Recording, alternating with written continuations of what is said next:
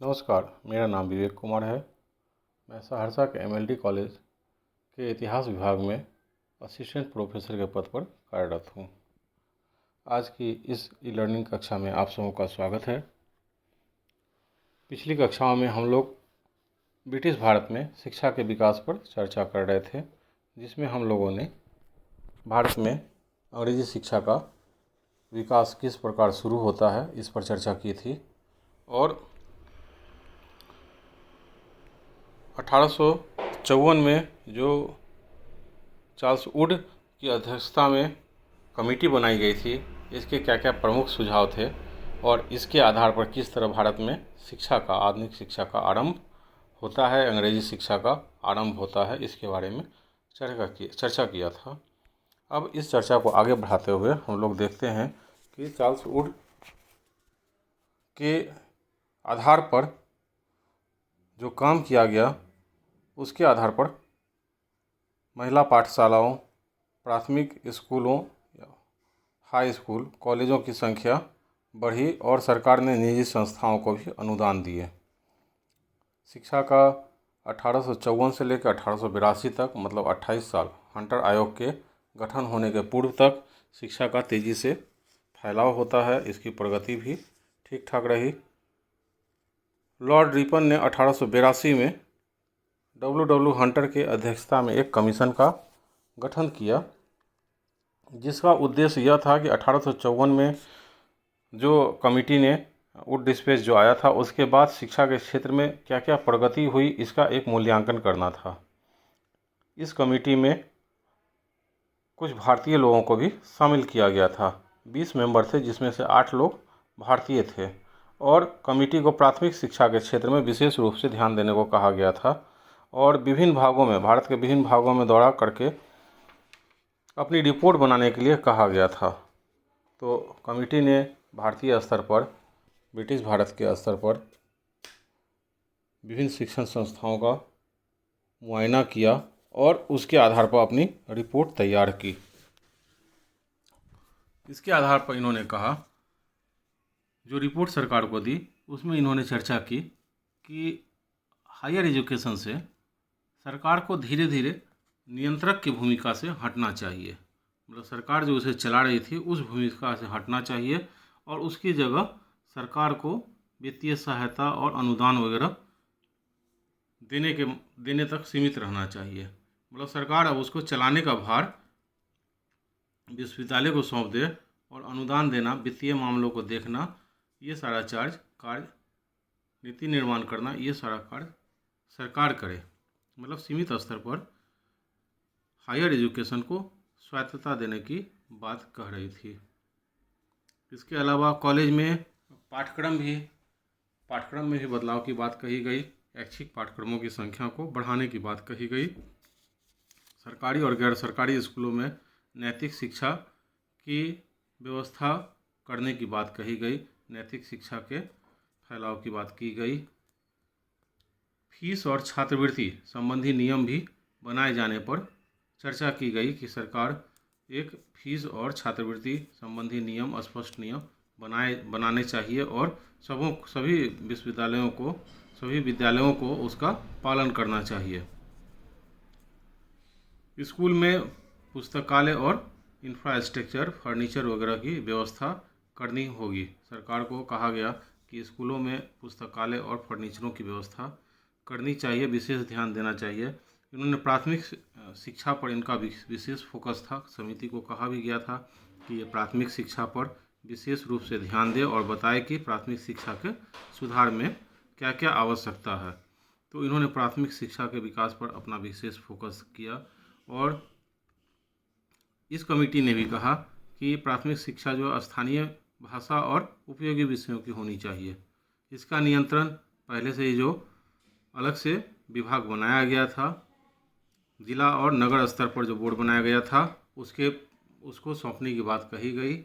और यह भी कहा गया कि अगर आवश्यकता हो, स्थानीय स्तर पर शिक्षा के विकास के लिए धन की आवश्यकता हो, तो स्थानीय स्तर पर इसके लिए उपकर लगाए जाने की व्यवस्था भी की जा सकती है और उस उपकर का प्रयोग जो है उसी क्षेत्र के शिक्षा के विकास के लिए किया जाना चाहिए। महिला शिक्षा और निजी प्रयासों दोनों को बढ़ाने की बात कही गई। दोनों के क्षेत्र में पर्याप्त प्रगति नहीं हुई थी, तो महिला शिक्षा और शिक्षा के क्षेत्र में निजी प्रयासों को भी सरकार के द्वारा कहा गया कि वो इसको अपने समर्थन से बढ़ावा दे। तो हंटर आयोग ने स्कूली शिक्षा के क्षेत्र में अधिक सिफारिश की थी, स्कूली शिक्षा पर अधिक ध्यान दिया था। उन्होंने यूनिवर्सिटी पर, विश्वविद्यालय पर सरकार के नियंत्रण को कम करने का बात कहा था, और उसके अलावा अधिकांश सिफारिशें स्कूली स्तर पर स्कूली शिक्षा से जुड़ी हुई थी, जैसे फीस, छात्रवृत्ति, स्कूल का इंफ्रास्ट्रक्चर को बढ़ाना, आधारभूत संरचना को बढ़ाना, पुस्तकालय की संख्या को बढ़ाने की बात कही गई थी। स्कूल में शिक्षकों के प्रशिक्षण और स्कूल के ऊपर स्कूलों में नियंत्रण के लिए नियम कानून बनाने और देखरेख के लिए जिला और नगर स्तर पर डिस्ट्रिक्ट बोर्ड बनाने की बात कही थी। शिक्षा के क्षेत्र में संसाधन, वित्तीय संसाधन की आवश्यकता पड़ने पर स्थानीय संस्थाओं को स्थानीय स्तर पर उपकर लगाने की बात भी की थी, ताकि शिक्षा का विकास हो सके। शिक्षा का विकास लगातार फैलता जा रहा था, लगातार नए नए स्कूल कॉलेज बन रहे थे, लेकिन सरकार जो थी वो उनका ध्यान जन सामान्य शिक्षा पर नहीं था, बल्कि उच्च मध्यम वर्ग, जमींदार और कुलीन वर्ग को शिक्षित करने में ज़्यादा लगा रहा। जनसाधारण की शिक्षा के प्रति सरकार अभी भी उदासीन थी। पहले भी एक बार चर्चा कर चुके हैं फिल्ट्रेशन थ्योरी। उसके तहत सरकार की सोच यह थी कि अगर हम ऊपरी स्तर पर लोगों को शिक्षित करते हैं तो उनके द्वारा छन छन कर शिक्षा का प्रवाह नीचे की ओर होगा और नीचे के लोग शिक्षित होते जाएंगे। दूसरा कारण यह भी था कि सरकार के संसाधन सीमित थे, और सरकार अगर जनसाधारण के ऊपर शिक्षा के ऊपर खर्च करती तो उसके राजस्व का अधिक हिस्सा, अधिक पैसा उसे खर्च करना पड़ता, जो उसके किसी मतलब का नहीं था। उसका मूल उद्देश्य यही था, वह जन कल्याण के लिए नहीं, बल्कि उनका अपना उद्देश्य था। वो एक बिचौलिया वर्ग तैयार करना चाहती थी, इसलिए उसने उच्च वर्ग, जमींदारों और कुलीन वर्गों को अपना लक्षित वर्ग बनाया था और उनके शिक्षा प्रचार प्रसार पर ज़्यादा ध्यान दे रही थी। कांग्रेस की स्थापना के बाद धीरे धीरे देखते हैं कि भारत में राजनीतिक रुझान भी लोगों में बढ़ने लगा, राजनीतिक जागृति भी आने लगी। पहले राष्ट्रवाद का उदय क्लास में भी हम लोग चर्चा कर चुके हैं कि किस प्रकार भारत में राष्ट्रवादी भावनाओं का प्रचार प्रसार होता है, और अखिल भारतीय संगठन के रूप में कांग्रेस का जन्म होता है। कांग्रेस अपने जन्म के साथ लगातार विकास कर रही है और भारत में लोगों के अंदर भी राजनीतिक चेतना का विकास होता जा रहा था। तो ये उच्च शिक्षण संस्थाएं राष्ट्रवाद की भावना से ओतप्रोत थी, और राष्ट्रवादी भावनाएं, खासकर बंगाल के क्षेत्र में राष्ट्रवादी भावनाओं का केंद्र जो था वो विश्वविद्यालय बन चुका था। इसी समय लॉर्ड कर्जन वायसराय बनकर आया था और उसने शिक्षा के क्षेत्र में आमूल परिवर्तन लाने की सोची। वह मैकाले की योजना की आलोचना की और प्रचलित शिक्षा पद्धति की भी खिल्ली उड़ाई। शिक्षा में परिवर्तन लाने के पीछे उसका मुख्य उद्देश्य राजनीतिक था, शैक्षणिक उद्देश्य नहीं बल्कि राजनीतिक उद्देश्य से था। उनका यह मानना था कि ये विश्वविद्यालय राष्ट्रवाद के गढ़ बन रहे हैं और यह भविष्य में सरकार के लिए खतरा बनेगा। राष्ट्रवाद की बढ़ती हुई भावना को अंकुश लगाने के लिए कर्जन ने शैक्षणिक संस्थाओं पर भी सरकारी नियंत्रण बढ़ा दिया। इसी उद्देश्य से उसने सितंबर 1901 में भारत में उच्चतम शिक्षा और विश्वविद्यालय अधिकारियों का एक सम्मेलन शिमला में बुलाया, जो शिमला सम्मेलन के नाम से विख्यात है।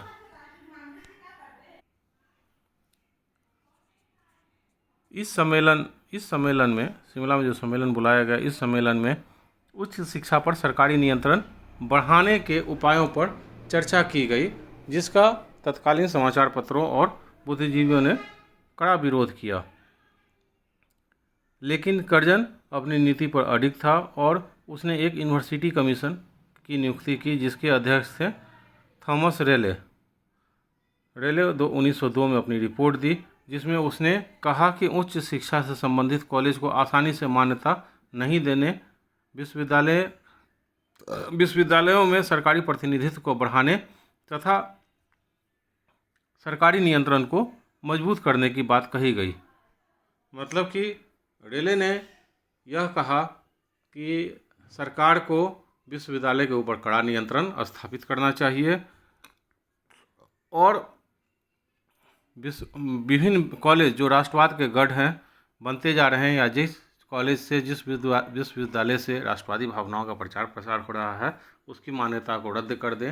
सरकार सीनेट में अपनी संख्या को, अपने सरकारी सदस्यों की संख्या को बढ़ाएं और उसके वित्तीय मामलों, अनुशासनात्मक मामलों पर सरकार की कड़ी पकड़ हो।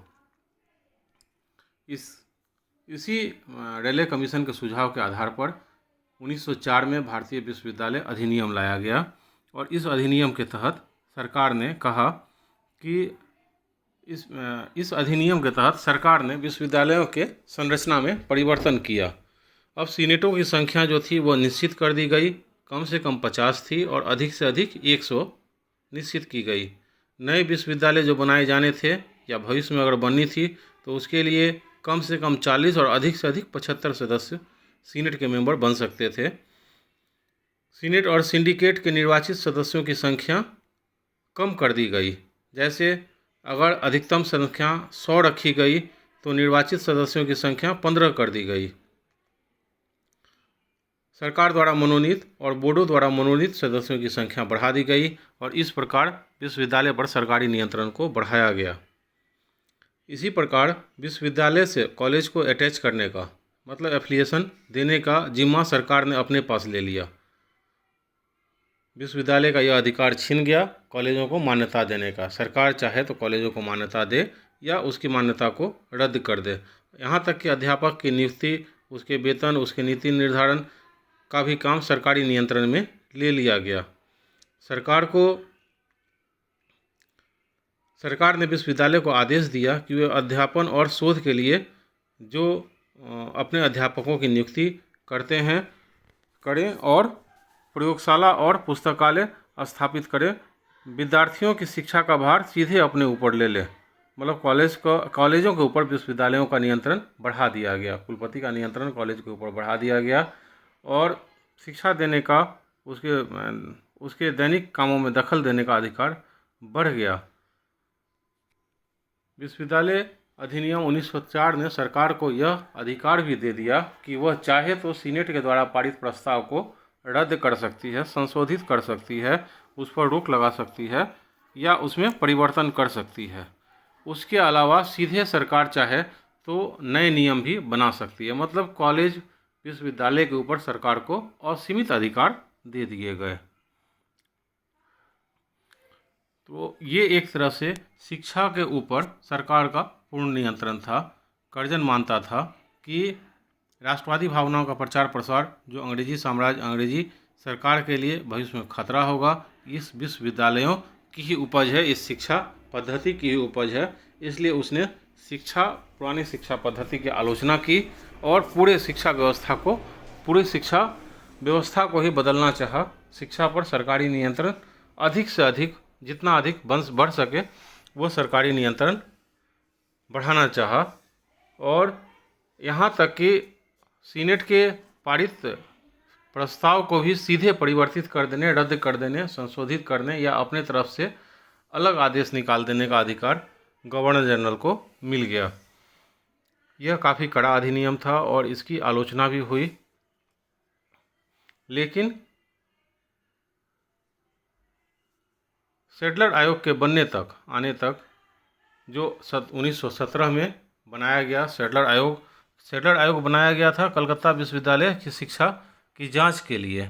लेकिन इन्होंने जो अनुशंसाएं की वह विभिन्न विश्वविद्यालयों में भी बदलाव का आधार बनी। तो उस समय तक सरकारी नियंत्रण कड़ा था। सैडलर आयोग का दायरा बड़ा था। कलकत्ता विश्वविद्यालय की शिक्षा के जांच करने का काम दिया गया था।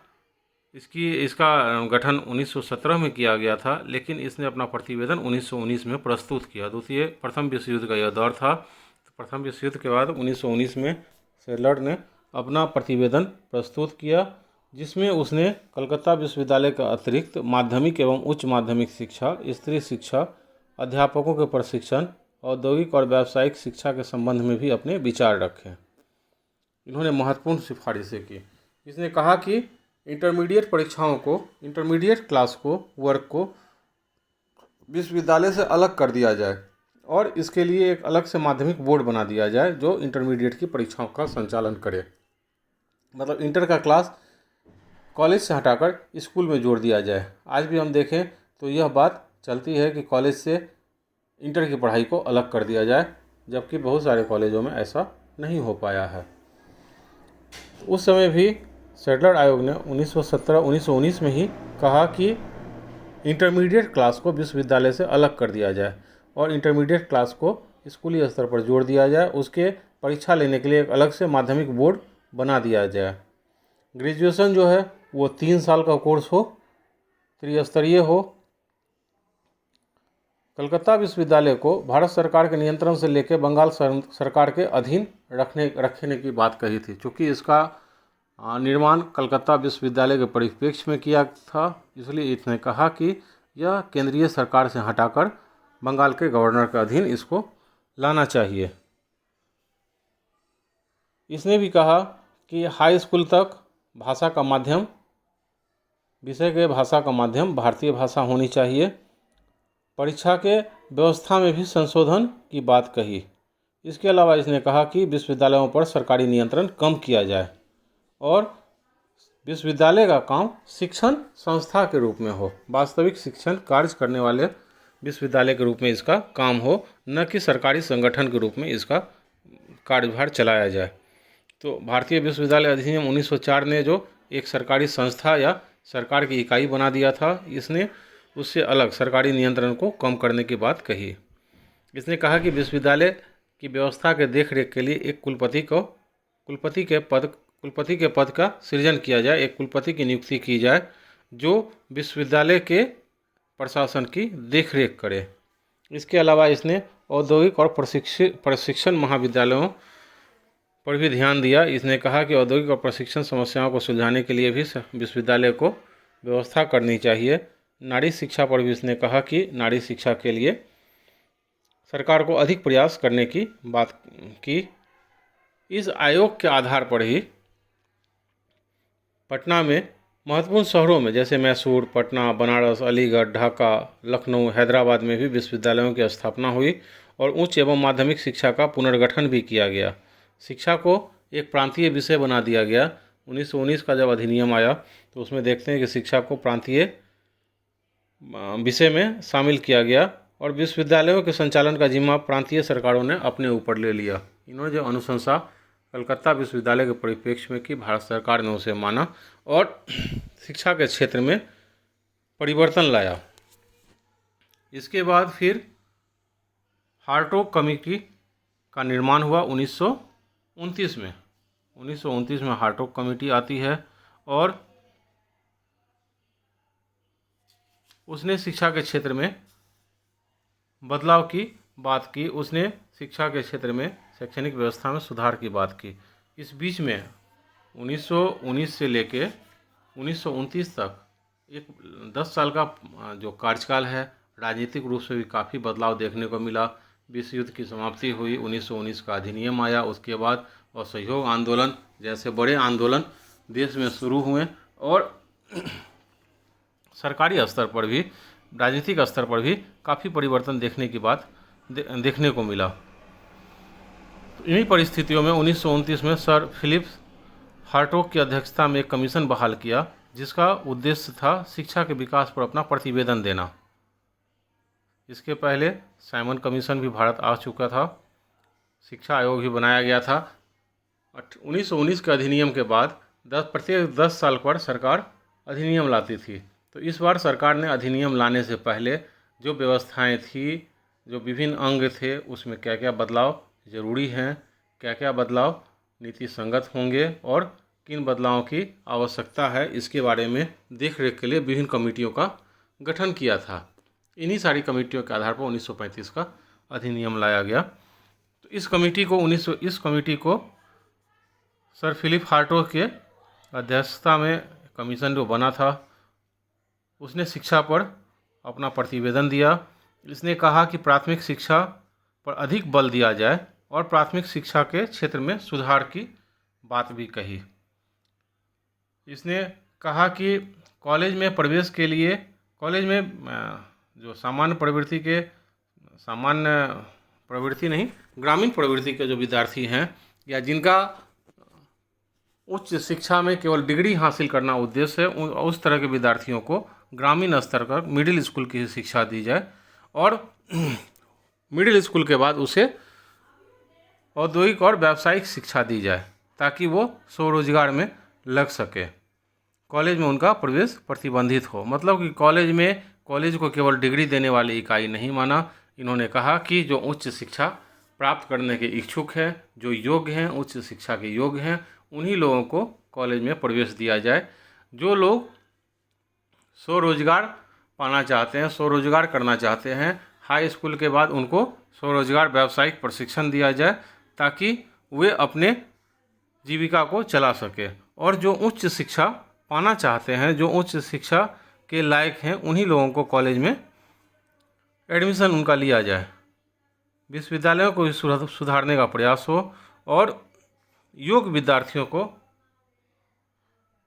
जो हायर एजुकेशन के योग्य हैं उनको ही शिक्षा दी जाए। इसके अलावा शिक्षा के लिए एक केंद्रीय सलाहकार बोर्ड का बनाने की बात कही गई। इसी के सिफारिश के आधार पर 1935 में केंद्रीय शिक्षा सलाहकार बोर्ड का पुनर्गठन किया गया। इसके अलावा कमेटी ने एक और बोर्ड समिति बनाने की बात कही थी जो कॉलेज एजुकेशन पर भी अपना प्रतिवेदन पेश करती, और इस तरह की कमेटी एवर और वुड नामक दो विद्वानों को लेकर बनाई भी गई थी, लेकिन इस कमेटी के प्रतिवेदन पर विचार नहीं किया जा सका। 1937 में इन्होंने अपना प्रतिवेदन दिया था, लेकिन द्वितीय विश्व युद्ध प्रारंभ होने के कारण इसकी अनुशंसा सरकार के सामने नहीं लाई जा सकी। तो इस तरह द्वितीय विश्व युद्ध के पहले तक हार्टोग कमेटी की अनुशंसा सामने आई। इस बीच में गांधी जी ने भी अपने पत्र हरिजन में अनेक लेख लिखकर अंग्रेजी शिक्षा की खामियों को दर्शाया, शिक्षा व्यवस्था की खामियों को दर्शाया। और वर्धा में अक्टूबर 1937 में एक अखिल भारतीय शिक्षा सम्मेलन का आयोजन किया। इस सम्मेलन में शिक्षा की एक विस्तृत योजना तैयार की गई जिसे बुनियादी शिक्षा योजना या वर्धा शिक्षा योजना कहा जाता है। इसमें इन्होंने कहा था,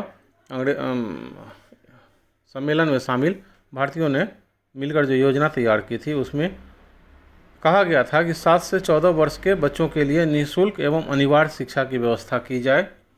दूसरा इन्होंने कहा था महत्वपूर्ण कि शिक्षा का माध्यम मातृभाषा होनी चाहिए जिससे विद्यार्थी स्वावलंबी बन सकें, और विद्यार्थियों की रुचि के अनुसार ही व्यावसायिक शिक्षा दी जानी चाहिए। इसके अलावा इन्होंने शिक्षा की एक रूपरेखा भी सरकार के सामने पेश की थी। सरकार ने 1944 में शिक्षा सलाहकार सर जॉन सार्जेंट की अध्यक्षता में एक कमेटी ही बना दी, और जिन्होंने जो रिपोर्ट पेश की जो सार्जेंट योजना के नाम से विख्यात है। इन्होंने इस योजना में सुझाव पेश किए गए कि 6 से 11 वर्ष तक के बालक बालिकाओं को व्यापक निःशुल्क और अनिवार्य शिक्षा दी जाए। देश में प्राथमिक और उच्च माध्यमिक विद्यालय और ज़्यादा स्थापित किए जाएं।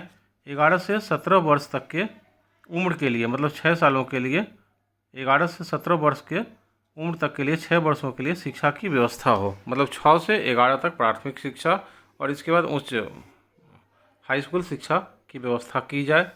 इंटरमीडिएट क्लास जो है वो हाई स्कूल में हो और स्नातक स्तर पर 3 वर्षों का पाठ्यक्रम हो। जो बात पहले कलकत्ता विश्वविद्यालय आयोग, सैडलर आयोग ने कही थी, उन बातों को यहाँ फिर से कहा गया कि इंटरमीडिएट क्लास को हाई स्कूल कर दिया जाए और स्नातक को 3 साल कर दिया जाए। इस समिति ने भी कहा कि कॉलेज में प्रवेश संबंधी नियम निर्धारित किए जाएं और उच्च शिक्षा के योग्य व्यक्तियों को ही कॉलेज में प्रवेश लिया जाए और जो उच्च शिक्षा पाने के लायक नहीं हैं उन्हें हाई स्कूल, मैट्रिक और इंटर के स्तर पर ही, 10वीं और 12वीं के स्तर पर ही रोका जाए और उन्हें रोजगारप्रद शिक्षा दी जाए। इसके अलावा इस समिति ने कहा कि युवाओं को स्वास्थ्य और देश सेवा, नैतिक शिक्षा, इसके बारे में भी शिक्षा व्यवस्था के अंतर्गत चरित्र निर्माण और देश सेवा को भी शिक्षा के अंग के रूप में स्वीकार करने की सिफारिश कही गई। तो इस प्रकार सार्जेंट योजना तक अंग्रेजी सरकार के अधीन जो विभिन्न शिक्षा समितियां गठित की गई और समय समय पर उन्होंने अपना सुझाव सरकार के सामने पेश किया। सरकार उन सुझावों पर अमल करते हुए शिक्षा व्यवस्था में परिवर्तन भी लाया। तो आज की कक्षा में हम लोग अंग्रेजी शासन के अधीन भारत में शिक्षा व्यवस्था के बदलते स्वरूप पर चर्चा की। आज के क्लास में इतना ही, फिर हम लोग अगले क्लास में नए टॉपिक के साथ मिलेंगे। धन्यवाद।